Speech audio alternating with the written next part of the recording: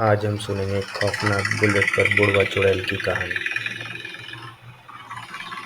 यह एक अमावस्या की रात थी और सड़क दूर तक अंधकार में लिपटी हुई थी।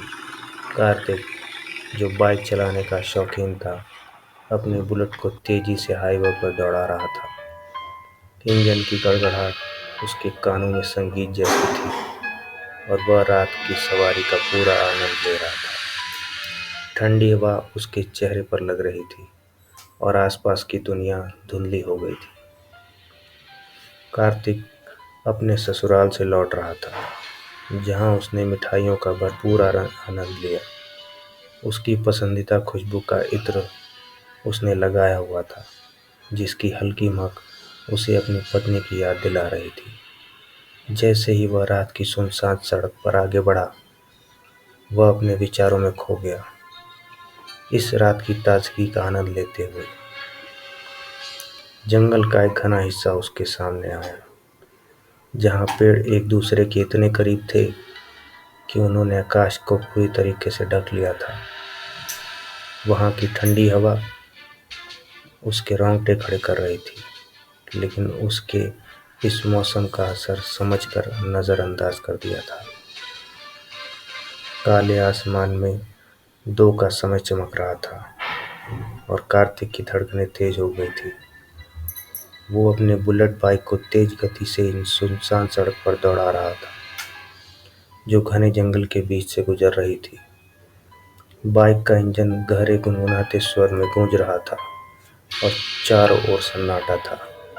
बस कभी-कभी टूटती टहनियों की आवाज़ सुनाई देती थी जब उसकी बाइक उन पर से गुजरती थी।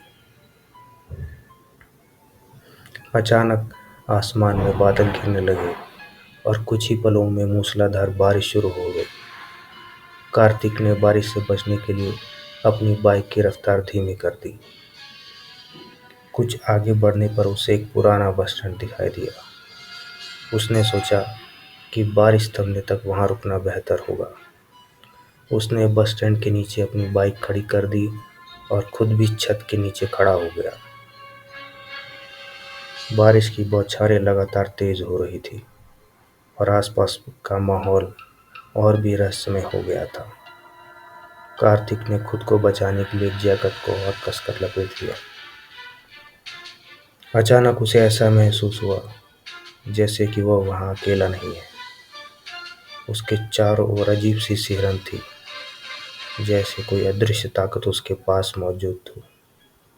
उसके दिल की धड़कनें तेज हो गई। तभी कार्तिक की बाइक के इंजन से अचानक एक अजीब सी आवाज हुई, जैसे किसी ने उसकी बाइक के पास आकर उसे छू लिया हो।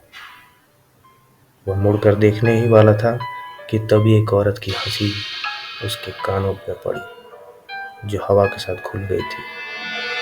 कार्तिक का शरीर ठंड से नहीं बल्कि डर से कांपने लगा। बारिश कुछ धीमी हुई तो कार्तिक ने सोचा अब उसे यहाँ से निकल जाना चाहिए। वो अपनी बाइक पर बैठा और इंजन स्टार्ट कर दिया। जैसे ही उसने बाइक चलानी शुरू की, उसे अचानक महसूस हुआ कि बाइक का वजन अचानक बढ़ सा गया है, जैसे उसके पीछे कोई बैठा हो।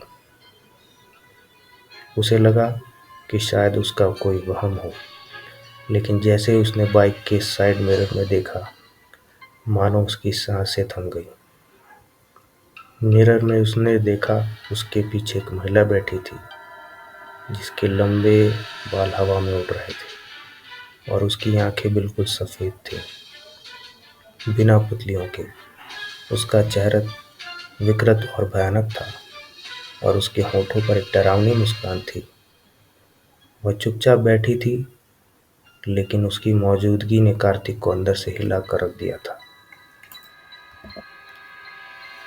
कार्तिक ने बाइक को रोकने की कोशिश की, लेकिन उसके हाथ जैसे काम ही नहीं कर रहे थे। वह डर के मारे सुन्न हो गया था। उस महिला ने अचानक उसके कंधे पर हाथ रखा और कार्तिक को ऐसा लगा जैसे उसकी पूरी ऊर्जा खत्म हो गई है। उसके कानों में एक डरावनी आवाज़ गूंजने लगी, तुम मुझे यहाँ से ले जा रहे हो या मैं तुम्हें हमेशा के लिए यहाँ रोक लूँ? कार्तिक ने किसी तरह अपनी हिम्मत जुटाई और बाइक को तेजी से आगे बढ़ा दिया। उसकी आंखें सामने की सड़क पर थी, लेकिन मिरर में वो महिला अब भी दिख रही थी। उसकी खौफनाक हंसी लगातार तेज होती जा रही थी। जैसे बाइक की रफ्तार बढ़ती गई, वह महिला धीरे धीरे गायब होने लगी, लेकिन उसी हंसी अब भी कार्तिक के कानों में गूंज रही थी। आखिरकार कार्तिक ने हिम्मत करके पीछे देखा और पाया कि बाइक पर अब कोई नहीं था। उसकी सांसें तेज हो गई थी और वो पसीने से तरबतर हो गया था। हालांकि बारिश की बूंदें अब भी गिर रही थी। उसने बिना रुके बाइक को दौड़ाना जारी रखा, जब तक कि वो उस जंगल के इलाके से बाहर नहीं निकल गया। उसने यहाँ नहीं होना चाहिए था।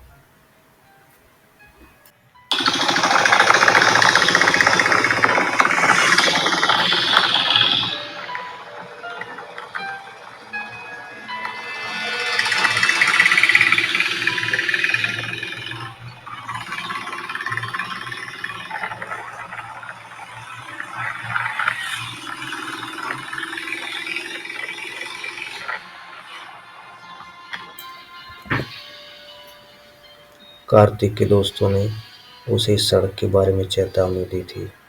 स्थानीय लोग इसे शैतान का मोड़ कहते हैं।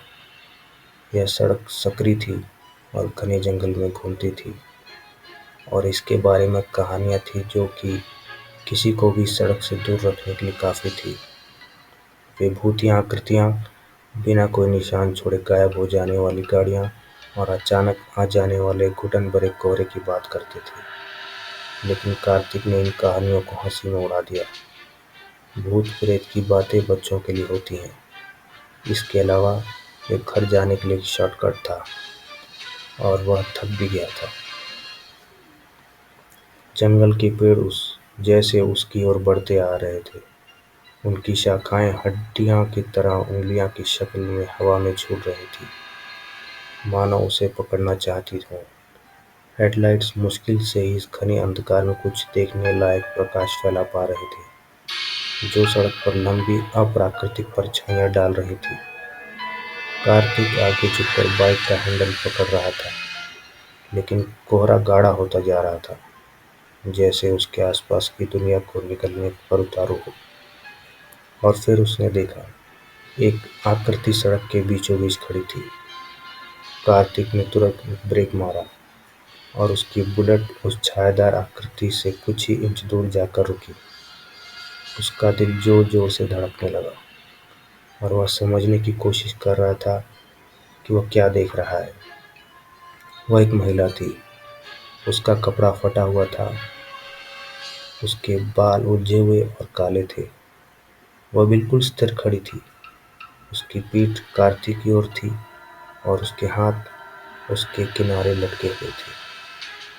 कार्तिक झिझक कर उसके हाथ का अंगूठा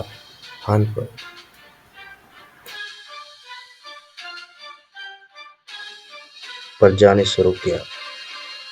वो बाइक से नीचे नहीं उतरना चाहता था। इस महिला में कुछ ऐसा था, जैसे वह बस वहीं खड़ी हो, जिसने उसे अंदर तक झकझोर दिया। लेकिन वह उस सड़क के बीच में ऐसे नहीं छोड़ सकता था। उसने हेलमेट का वाइजर थोड़ा ऊपर उठाया। उसकी आवाज में हल्की सी कंपन थी। मैडम, आप ठीक हैं? कोई जवाब नहीं मिला। महिला हिली भी नहीं। उसने उसकी उपस्थिति का कोई ध्यान नहीं दिया।